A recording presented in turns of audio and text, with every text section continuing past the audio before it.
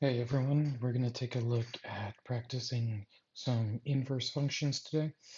And we'll start by determining if two functions are inverses using composition. So when we say using composition, we are saying that if I combine these two functions like this, f of h of x, or the reverse of this, which would be h of f of x, these should both come out to be x if they are inverses. Okay, so let's take a look at the first version of this. I'm going to lead out with the f function. So the cube root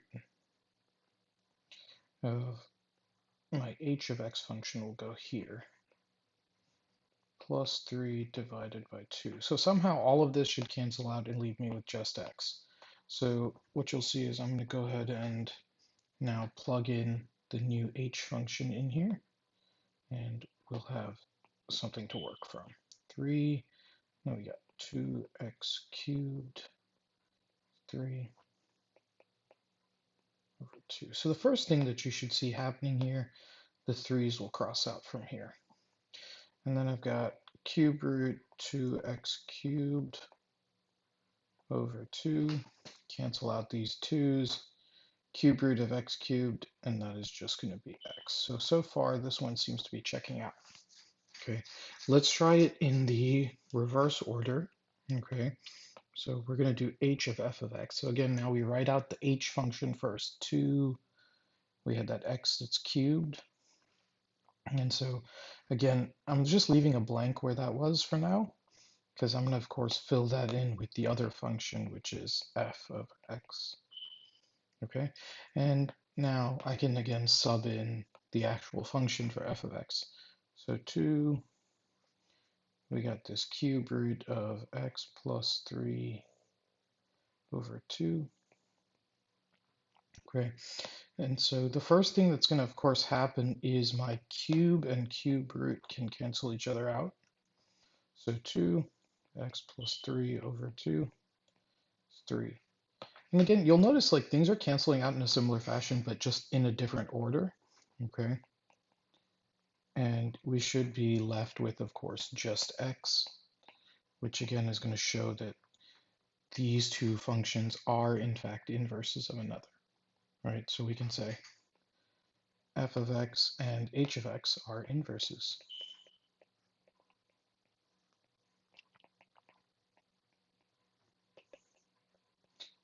Now, this is only the case if both of your functions composed in either direction result in just x. Okay, so if you do this and it only works on one side, or for some reason you're not getting x, these two functions would not be declared as being inverses. Okay, so let's take a look at the next one over here. We got our g of x, which is the fifth root of x plus 3 over 2. We've got our f of x, which is going to be the fifth root of x minus 3 plus 2. And so what we're going to do here is let's go ahead and set it up. Let's just start with f of g of x. And again, we're just picking one direction to start from, but the goal is, does it equal to x, right? So if it comes out to x, then we know we're in good shape. Let's check it out though. The fifth root of g of x minus 3 and then plus 2 on the outside, right? So again, this part is the f function, and inside I'm plugging this function g, right? So what I'm going to do is now say, hey, this is the fifth root, and I'll go ahead and actually put in this fifth root x plus 3 over 2 minus 3 and plus 2. And you're already kind of noticing something's wrong here, right? I can't really break this down in a proper fashion. My 3's don't cancel out. There's two fifth roots. There's a dividing by 2 and a plus 2. So this does not cancel. And so I'm going to go ahead and say that f of x and g of x are not inverses. Okay.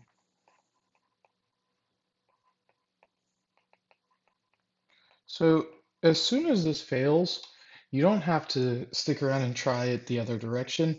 As soon as you see that these pieces don't cancel, you can go ahead and immediately say that these are not inverses. And then we'll just make the statement, of course, f of x and g of x are not inverses of one another, and then we can just move on to the next problem. Okay, let's take a look at this one. Go ahead and try setting up your f of g and g of f and see if they cancel out for you.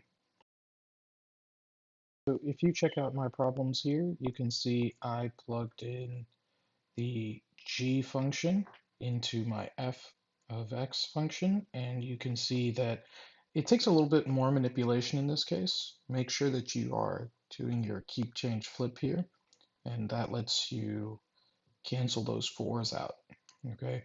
Once you have those canceled out, you get x minus 2 plus 2, and you get that f of g of x is just equal to x. And for the most part, when it works in one direction, it should work in the opposite direction. There are some very strange odd cases where it won't, but for the most part, you will see them work out. So in this case, I went ahead and plugged g into f and found that it also equals x, right? So you can see the 2's canceled out, then I had a fraction on the bottom, so I flipped and multiplied, and I was left with just x.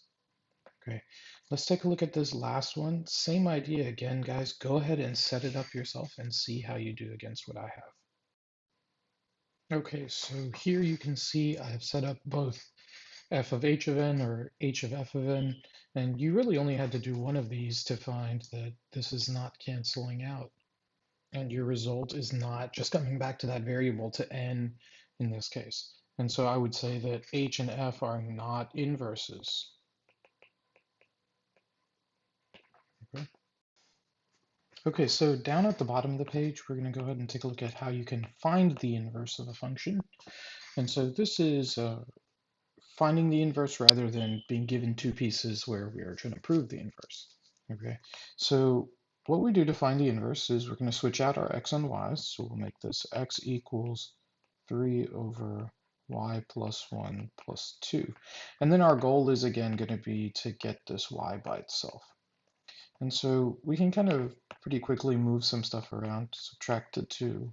X minus 2 equals 3 over y plus 1. We can do some fancy algebra here and do a little bit of a switcheroo. If we multiply the y plus 1 to both sides, and then I'll divide the x minus 2 back to this side. So we have something like this. Y plus 1 equals 3 divided by x minus 2. Okay. And then now from here, of course, let's do minus 1. And we've now got our inverse function, which says y equals 3 over x minus 2 minus 1. And you may also see that written as g inverse function of x. Okay, so that little minus 1 attached to your g is actually saying that this function that we just wrote is the inverse of the original g function. Okay.